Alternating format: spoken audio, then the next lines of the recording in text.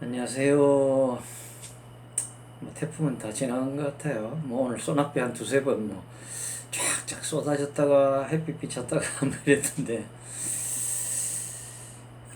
그 헬스에서 열심히 이제 뭐 운동하고 있는데 뭐 바이크 앉아서 타다가 이제 뭐 심심하니까 TV도 보면서 타고 유튜브도 보면서 뭐 운동을 하고 있었어요. 근데 뭐 코로나 때문에 2.5단계로 간다 그러면서 헬스를 내일 모레부터 접는다. 헬스도 못한다. 당구장 실내 골프장 헬스 뭐 못한다. 갑자기 그래가지고 이거 뭐지?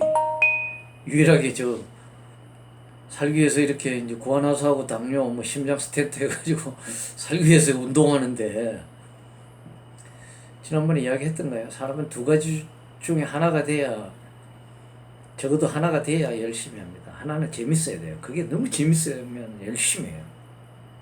또 하나는 절실하면 해요. 저는 절실해서 지금 운동하는 거예요.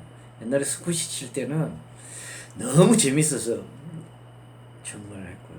그 둘 다이거나. 근데 조금 뭐 재미도 있어지네요. 열심히 하다 보니까. 그런데 이제 뭐 살도 많이 빠졌고 운동을 한 보람이 있으니까 재미가 나요. 운동 중독이라는 게 이런 건가.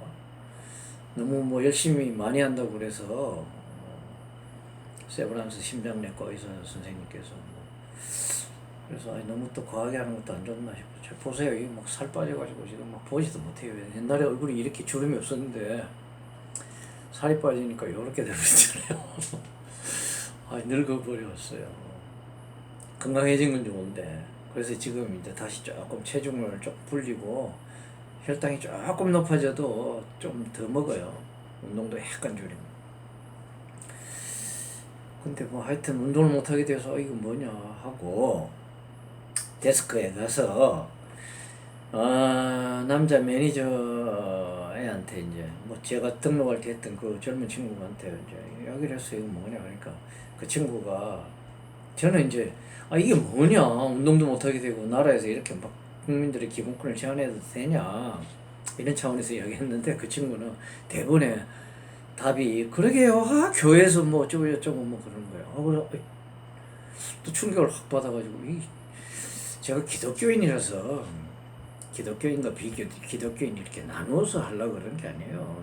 뭐 저를 겪어보시면 알겠지만은 저는 적이라도 맞으면 맞다고 이야기해 주는 사람이에요. 제가 카카오 스토리에 이해찬을 제가 그렇게 싫어하고 경멸하고 혐오하다 못해 경멸하다 못해 뭐 혐오까지 한다고 이렇게 썼는데 이해찬이 한 말 중에 하나는 제가 이 말은 옳은 말로 본다고 동의한 게 있어요. 뭐 동의 안 하는 사람들도 있겠지만 서울이라는 도시가 천박해져서는 안 된다. 그 말에 저는 동의를 해요.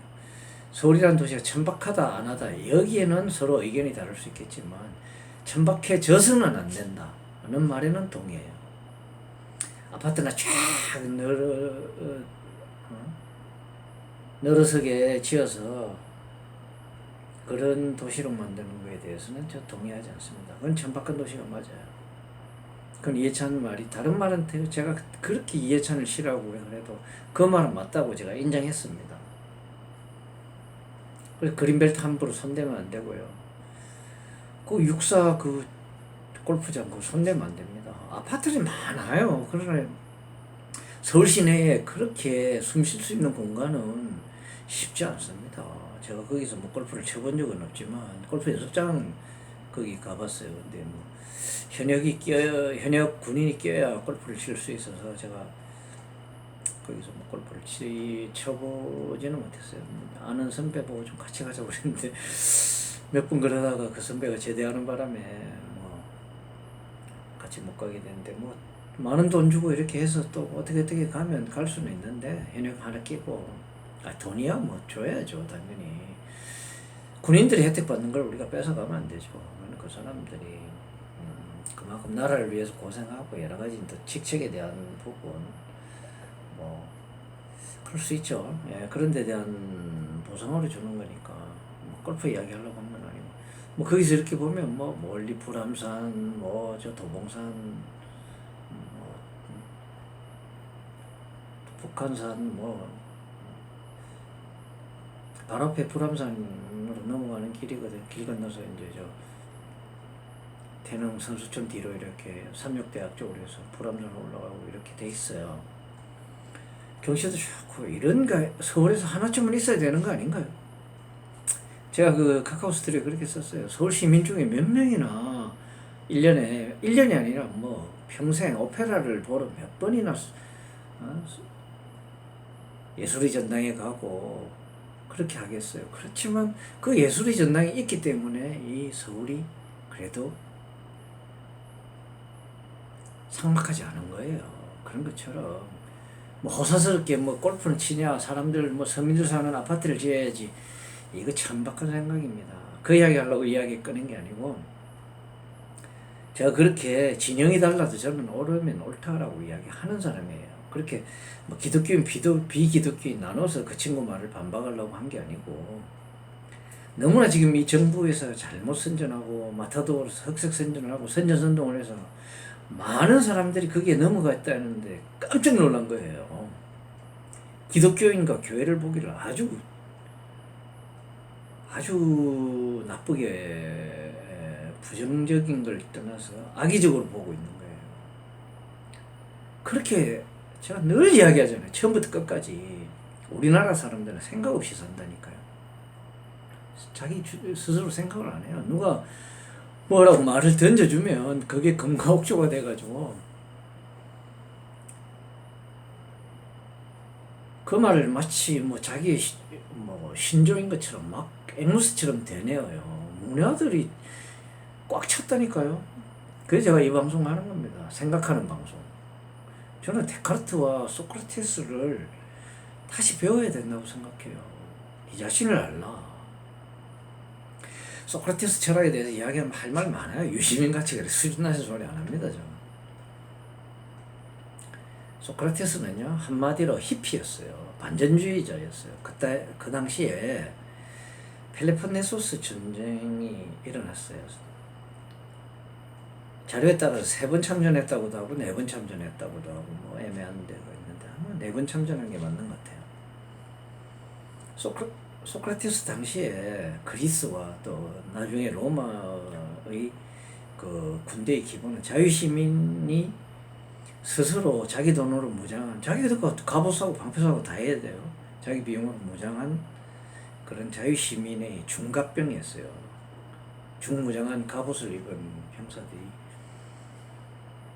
군대의 핵심이었어요.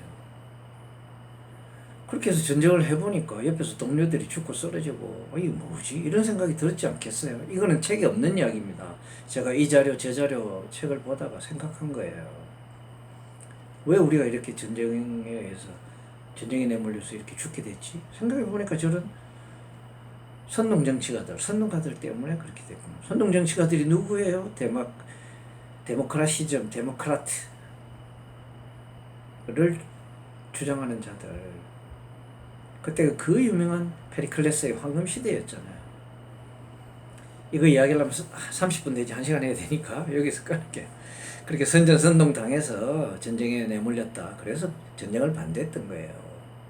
그래서 그 전쟁을 선동한 저 선동 정치가들이 문제가 있다. 그 선동 정치 데모크라시즘을 이거 민주주의라고 번역하는데 이건 대중선동 정치입니다. 대중주의, 대중정치, 대중선동 정치. 그게 지금의 딱 문제인가? 이 민주당의 정치 꼬라지가 그거예요. 선동 정치. 이게 소크라테스 당시에 선동가들의 선동 정치입니다. 그걸 민주주의로 번역하다니요. 대중 선동 정치입니다. 오늘날의 민주주의하고는 완전히 달라요. 민주주의의 껍질을 썼지만 그런 선동 정치가들에 반대했던 거예요. 그런 선동 정치가들이 누구였습니까? 다 소피스트들이었잖아요. 소피스트 무슨 뜻이죠? 소피아 플러스 이스트. 소피아 지혜, 이스트 피아니스트 할 때 이스트처럼 사람, 지혜가 있는 사람. 자기 스스로 지혜가 있고 똑똑하다고 그러면서 막 대중들을 선동했어요. 결과적으로 나라 망해 먹었습니다. 아테네를. 그래서 소크라테스는 민주정을 반대했어요. 데모크라시즘을 반대했다고요. 귀족점을 옹호한 사람이 철인 정치가 그래서 나온 겁니다. 철인 정치가 뭐 플라톤의 뭐 사상이라고요. 웃긴 소리야.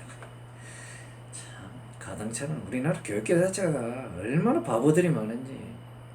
소크라테스가 이거는 중우들이 하는 바보의 무리들이 하는 선동 정치다. 중우들이 우민 정치하는 거다. 그래서 거기에 반대해서 정치는 아무나 개나 소나 하는 게 아니고 철학자들 제대로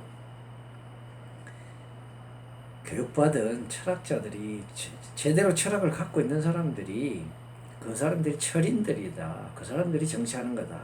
그렇게 이야기한 거예요. 2부에서 뵙겠습니다.